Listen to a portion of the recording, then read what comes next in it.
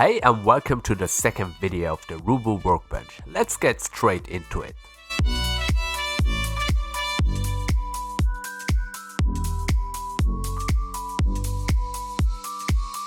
After planing everything and squaring up every leg, I began to miter everything to the right length.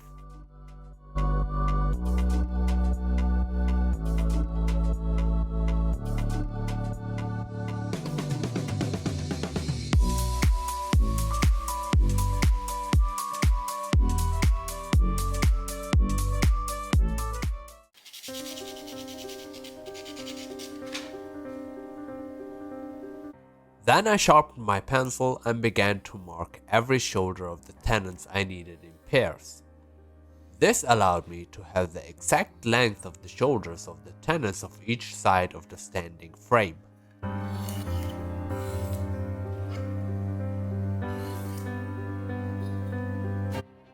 By the way, if you haven't noticed already, on the top right of the screen you can see which part type I am currently working at.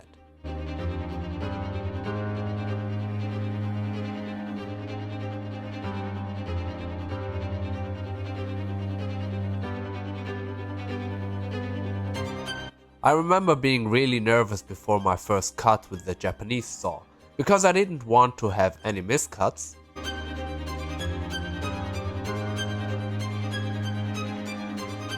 In these cases it was only the tenons which are going to be hidden into the mortises, but it was a good start and practice.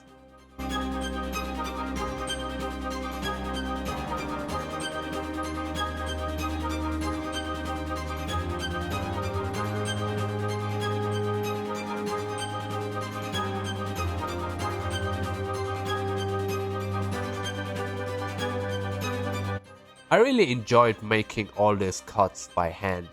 I wanted to try the table saw though.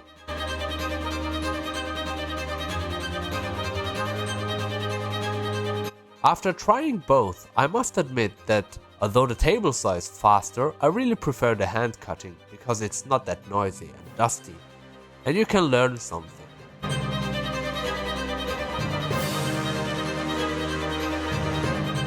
Everyone can cut the straight cut with the table saw, but mastering the Japanese saw takes a lot of effort and time.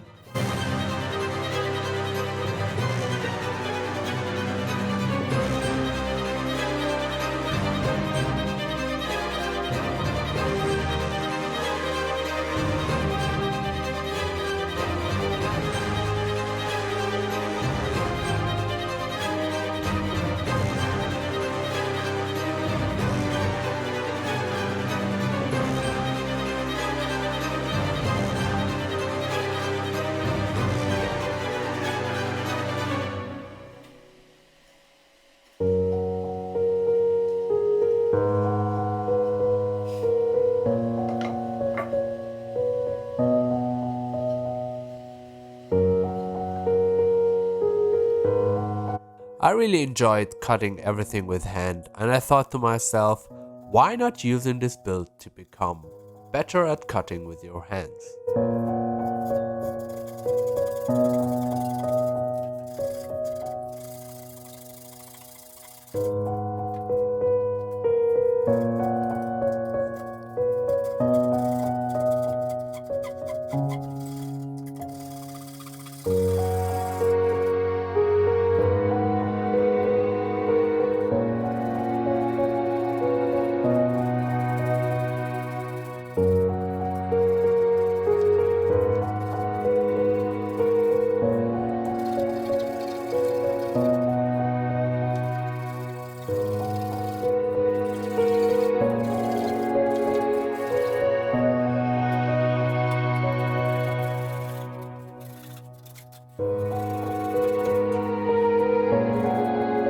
After all these cuts, I saw myself improving on keeping the cut straight and clean.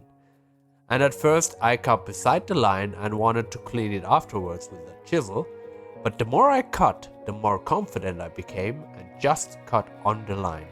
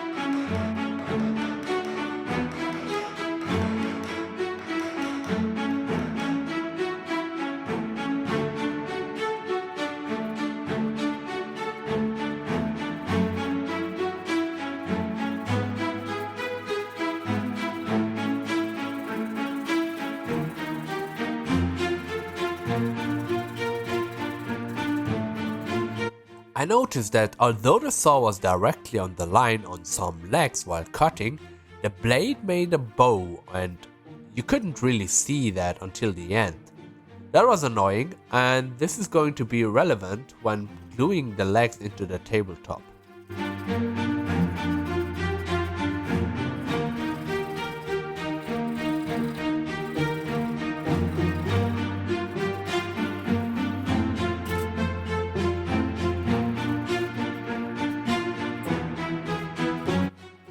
I think it took me 4 weeks of work only to cut the rails and the legs, and this took me way longer than I expected.